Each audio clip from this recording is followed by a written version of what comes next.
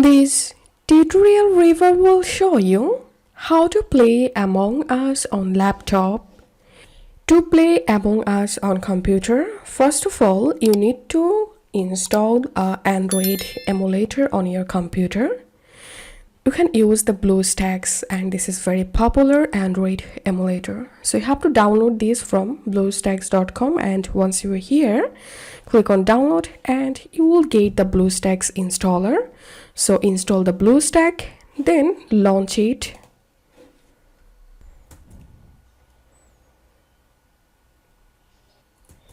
And once you are in the Bluestacks homepage, click on this search box and simply type here Among Us and click on the Among Us game. And now you have to install the Among Us game in your app player. So click on it to install it. Once done, go to your app player, and once you install the Among Us game in your app player, you will be able to play it from app player. So that's how you can do it. If you find this video helpful, don't forget to subscribe tutorial reviewer. See you in the next video.